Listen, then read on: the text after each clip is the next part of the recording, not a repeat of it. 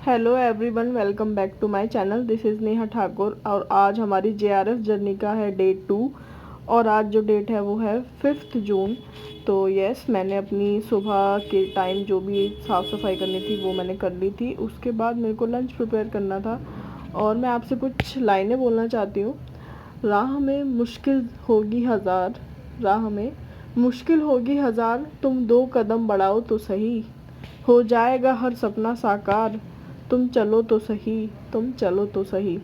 मुश्किल है पर इतना भी नहीं कि तू कर ना सके, मुश्किल है पर इतना भी नहीं कि तू कर ना सके, दूर है मंजिल लेकिन इतनी भी नहीं कि तू पा ना सके, तुम चलो तो सही, तुम चलो तो सही।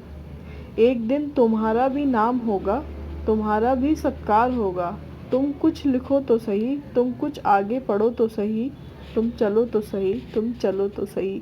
सपनों के सागर में कब तक गोते लगाते रहोगे, सपनों के सागर में कब तक गोते लगाते रहोगे, तुम एक राह चुनो तो सही, तुम उठो तो सही, तुम कुछ करो तो सही, तुम चलो तो सही, तुम चलो तो सही।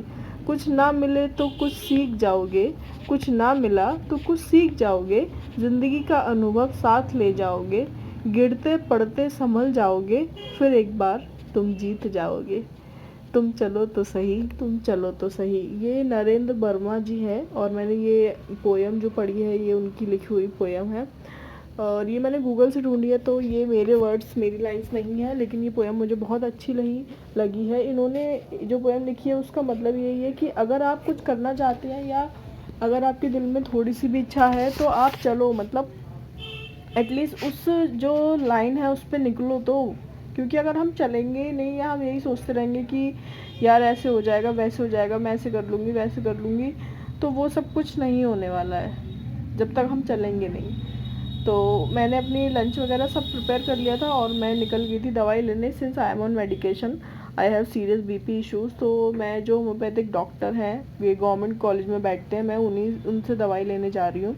और मैं यहाँ पे दवाई लेकर निकल गई थी क्योंकि डॉक्टर मिले नहीं थे, तो मैंने वही जो मेरी मेडिसिन पहले चल रही थी उसी को रिपीट करा लिया। तो मैं निकल गई हूँ क्योंकि आपको नहीं पता कि नेक्स्ट मोमेंट क्या होने वाला है, बट आपको प्रिपेयर रहना होता है हर एक चीज़ के लिए। तो पढ़ाई ज़रूरी है, सब कुछ ज़रूरी है, बट वही है साथ में अगर हम हेल्थ को इग्नोर कर देंगे तो कुछ भी नहीं होने वाला। और जब जो बच्चे बाहर रहते हैं या घर पे जिनको सारा कुछ खुद करना होता है तो उनके लिए ज़रूरी है कि वो अपनी हेल्थ पे ज़रूर ज़रूर ज़रूर ध्यान दें।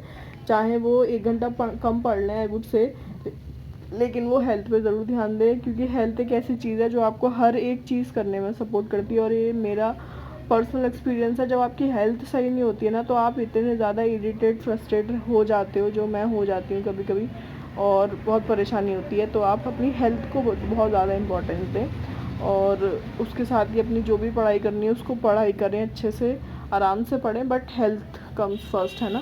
तो यहाँ पे मैंने अपनी जेआरएफ की जर्नी शुरू करी है।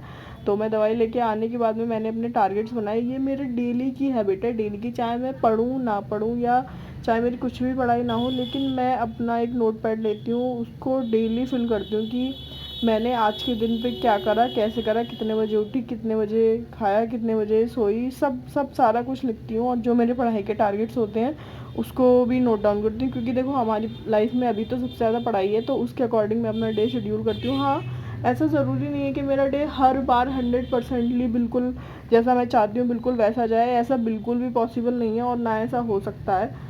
मतलब हम टारगेट्स कई बार बहुत ओवर बना लेते हैं, मेरे साथ तो ये बहुत हो रहा है। मतलब मैं तो टारगेट्स ना ओवर बना के बैठ जाती हूँ पहले कि पूरे दिन में ये करना है, ऐसे करना हो नहीं पाता, हो उसका 50 या 60% ही हो पाता है। बट येस, मैं डायरी ज़रूर मेंटेन करती हूँ, इससे मेरे को एक दिमाग में रहता है, मुझे पता रहता है कि हाँ मैंने क्या क्या करा।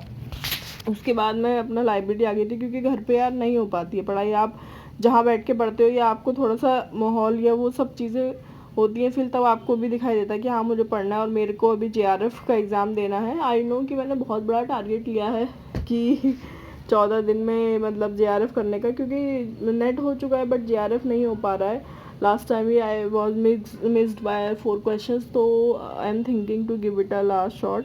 लास्ट तो नहीं बट अभी का बेस्ट और देना चाहती हूँ, जितना भी टाइम है एक मन है देने का, तो आई एम ट्राइंग। तो अभी मैं शुरुआत करूँगी। जो मेरे पेपर 1 की ईजीएस्ट यूनिट है उनसे शुरुआत करूँगी। प्लस मैं अपनी सोशियोलॉजी की जो PYQ है मेरे पास 2013 से हैं, तो वो मैं लगा रही हूँ यहाँ पे, क्योंकि PYQ जितने इम्पॉर्टेंट हैं वो सबको पता है। और अगर नहीं पता तो प्लीज़ आपसे रिक्वेस्ट है कि आप PYQs को ना छोड़ें, चाहे आप किसी भी एग्ज़ाम की तैयारी कर रहे हैं, चाहे JRF नेट के लिए पढ़ रहे हैं, गेट के लिए पढ़ रहे हैं, और be it's a competitive exam, but you have to do the PYQs analysis, because उसके बिना नहीं होने वाला। तो आप अपनी पढ़ाई अच्छे से करते रहें, और मैं आपसे यही कहना चाहूँगी कि आप जो भी करना चाहते हैं उस रास्ते पे चलें, आपको मंजिल मिलेगी। और नहीं भी, अगर कई बार ऐसा होता है, ज़रूरी नहीं है, जैसे मैंने टारगेट लिया है तो ज़रूरी तो नहीं कि मेरा JRF हो ही जाए, बट येस जो मेरे दिल में है कि मेरे को ये करना है, तो मैं वो चीज़ करने का ट्राई कर रही हूँ। आई नो 100% सही कोई भी नहीं हो सकता या परफेक्ट कोई भी नहीं हो सकता, बट आई एम ट्राइंग। तो आप भी ट्राई करिए और अपनी चीज़ें जो भी आपको चाहिए आप उसकी तरफ बढ़िए, एक एक कदम बढ़ाइए। टाइम लग जाएगा, कोई बात नहीं है यार, हमारी लाइफ है ना, बट एटलीस्ट जो करना चाहते हैं वो कर तो लेंगे ना, पछतावा तो नहीं रहेगा ना कि बैठे रहे। तो yes, please do give your best shot. Okay, bye.